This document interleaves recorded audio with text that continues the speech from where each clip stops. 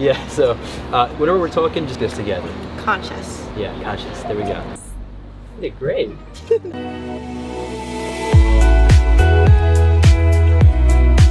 What is vibing? This is Vish, and today we'll be reacting to Sadhguru's video on how to be your own style icon. I'm a meditation coach and I've guided hundreds of people on their meditation journeys. If you want a one-on-one session with me, either comment down below or message me on Instagram at VishVibez. Sadhguru is a yogi, mystic, and visionary who has truly enlightened the world. And today, I'm here with Sarah. You want to introduce yourself? Yeah, I'm Sarah. I just go to UT Austin. I live in Austin. If you want to follow me, you can follow me on Instagram at Sarah Kruger. All of our stuff will be down below. Check it out. And with that, let's get right into the reaction. India was the greatest supplier of textiles to the rest of the world at one time. 60% of the world's exports was Indian textiles 300 years ago. It was systematically destroyed during the British era. India is poised, if we do the right things, to be able to clothe the world once again in a sensible way, in a natural way. This question is for Sadhguru, the style icon. Oh. Nowadays, fashion is a multi-billion-dollar industry. At the same time, in the name of fashion, really unappealing, gross trends also come out. In the name of fashion, are we crossing the line, and how do we identify the line? The first sentence, withdraw that one, huh? I'm not a style icon or something. Humble man right here. See, for those of you who do not know this, the third largest polluter on the planet is fashion industry. Wow. Did not know that. Right now. It's estimated across the world, compared to how many clothes, how much clothing our grandparents had, how much clothing we have is on an average 5 times more. Wow. All of you seeing that, isn't it? They're saying by 2025, that will double. That means we'll be 10 times more than our grandparents. Out of this, 95% is polyfiber. Polyfiber has entered our bodies, has entered the plants, has entered the animals, has entered the food chain, water, soil, everything. This is one thing that's gone under the radar. Everybody is trying to shoot at that little plastic bag, which must be done, of course, but the polyfiber cloth is the largest polluter which is going under the radar. It is sitting on our clothing, on our bodies, constantly polluting everything because the micro polyfiber is just getting into everything. There are no poignant pictures of a turtle being trapped in a plastic bag or something like that, but we are all those turtles stuck in these things. So one of the things that we are doing is, as you know from your history, that India was the greatest supplier of textiles to the rest of the world at one time. Didn't know that either. Wow. 60% of the world's exports was Indian textiles 300 years ago. It was systematically destroyed during the British era. Over 3 to 4 million people died in about 50 years simply because the industry was systematically knocked down. And that's one reason why when the English left, nearly 91 or 92% of the people were in agriculture because all these weavers went back to agriculture just for sustenance. That is why such small holdings all over the place and agriculture being in such disarray, one reason is because of destruction of handloom industries. To a point where one of the Governor-General said, the fields of India are bleached by the bones of the hand weavers in 1860, because millions died. So having said that, we still have the skills. India is poised, if we do the right things, to be able to clothe the world once again in a sensible way, in a natural way. And in the sense, this can be economically fantastic. We could completely stop farmer suicides and the distress of the farmer if part of the agriculture is towards generating natural fiber. We have various natural fibers in this country. Fortunately, I'm seeing the more high-end fashion designers. Recently, I don't know if you saw, we had conversation with Sabyasachi, and people like this are promoting natural fiber. Well, now that you called me a fashion icon, let me admit this. In the month of October, we are having a fashion show in New York City.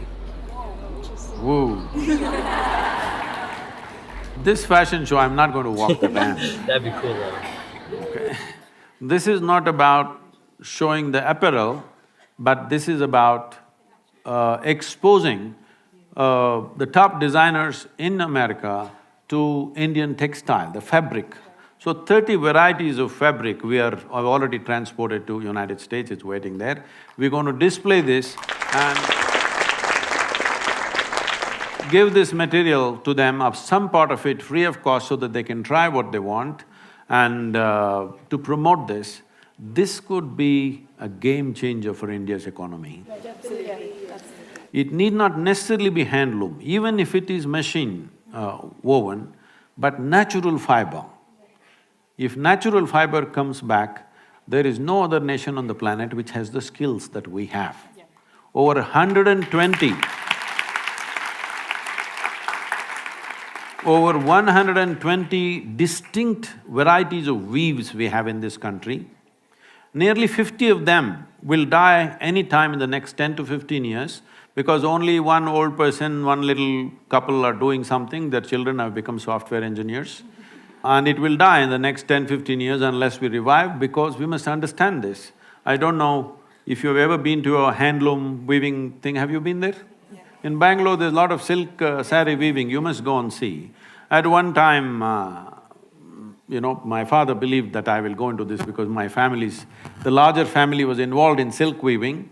So I went there to see, I was just 17, I wanted to see how they do it. I was, cocky and like that. He's working on the loom, they're weaving a silk saree, he's just doing I'm just… I think, at that time I think I'm smart, then I realized that's different. And I'm paying full attention and looking. Simply he's doing this, simply one flower opens up in that cloth, another flower opens up here, geometrically perfect. If you have to put this into your software, it will take so much effort. This guy's got it in his head simply. So, we have destroyed this mainly because of compulsory education. Okay? If a son or a daughter with their father or mother goes to the loom or to the agricultural field to work with their parents, the parents could be arrested because child labor. So we are determined to destroy all the skills in the country and have millions of graduates who have the attitude of the educated and who don't know how to do a damn thing in their life.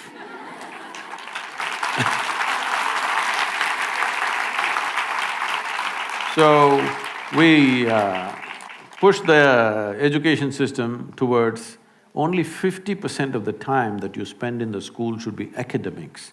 Rest of the time in villages, agriculture, craft, music, dance, folk arts, many things. For the first time, the central government announced about a month ago, 50% of the time is academics. But to implement that, it'll take… the speed at which we move, it may take 10-15 years, because infrastructure, training, you need teachers and everything. So coming to fashion, I think all of you must be style icons in some way. That means you're not just imitating some rubbish that some model or somebody does, something that fits you. Because each body is made differently, there is a certain way to arrange the aesthetics for your own self. For your body, and style is also for your mind and emotion, isn't it? Not just about your body.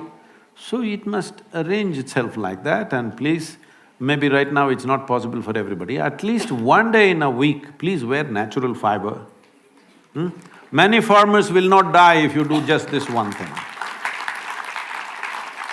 At least one day in a week, wear natural fiber, you may save many farmers' lives, because this will be a steady market. If you grow more vegetables, it goes on the street. If you grow less, It's always a struggle. But if part of it goes into producing natural fiber as it used to be in this country, we were the largest cotton and jute manufacturers in the world, but all wiped out. Time to get it back. Wow, that was a really cool video. Now, I don't know too much about the fashion clothing and material and things like that, but Sarah here, I think, has a lot of insight onto that with her experience as a model, right? Yeah. And so I think she'll definitely give you more of a solid reflection on this video, and take it away.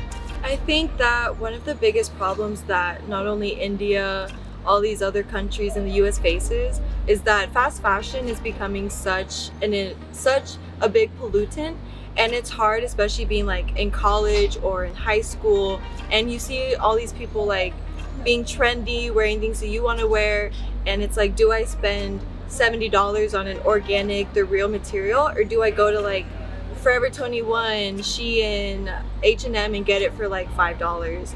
And I think that the most important thing that we can do is just educate ourselves. Videos like these really just show the magnitude of how big the fashion industry is, the effects on us. Like, it's getting bigger and bigger as time goes on, and it's hard. I know it's hard trying to like be able to be like, oh, like I want to do these things and actually do it and feel like you're impacting the world by making that little difference. Like he was saying, try to choose one organic material if you can, but sometimes I think we just get lost in like trends and trying to like climb like social ladders, being like other people, looking like other people, when we're our own style icons, when we could wear what we want. We don't have to do, you know, trendy things. We don't have to try to keep up, because that just adds on to the problem. And so yeah, those are my thoughts. Beautiful insight. I love that. And thank you so much for sharing. I think you presented it really well, and it shows that you had the experience with this stuff. So I'm very grateful that you were just able to present that super well. So thank you for that. Yay. He was talking about textiles and clothing and fashion. But yeah, I do have to say, Sadhguru actually has been a fashion icon. I mean, whether he likes to admit it or not, the clothing that he wears, the colors that he has, it's usually a typical turban, as well as just kind of, I'm not sure what the name of the outfit is, but he always has really cool colors. He usually wears something that's like right around him, and it's really cool and colorful at times. So I just want to shout him out for that fashion that he wears. But even more than that, I love the way he was just really trying to emphasize how important it is to be conscious of what you're wearing, right? A lot of us, including me in the past especially, would take advantage and just really be oblivious to what I'm wearing. I wouldn't know where it's made, who made it, how it's made. And so I think it's really important to be conscious of what you're wearing and really just do your basic research, at least with the companies, right? Where do they get their stuff from? Is there child labor involved? And it is interesting he brought that up, because even for child labor, I think where he was trying to go with that, and this is just the understanding that I had personally, was that I think he definitely was encouraging the more openness and freeness that students should have, or just kids should have, with what direction they want to pursue. And I don't think he was hinting at the child labor that we know of, which is essentially abusive and conditions that aren't great for the actual working environment. So I don't think he was referring to that. I'm pretty sure he wasn't. But regardless, obviously, if your shirt is made at a factory where children are working forcefully and in very terrible conditions, that is not cool. And so I think it's really important to be conscious about those things and what you wear. Thank you all so much for watching. Make it a great day. Take a joy and stay conscious.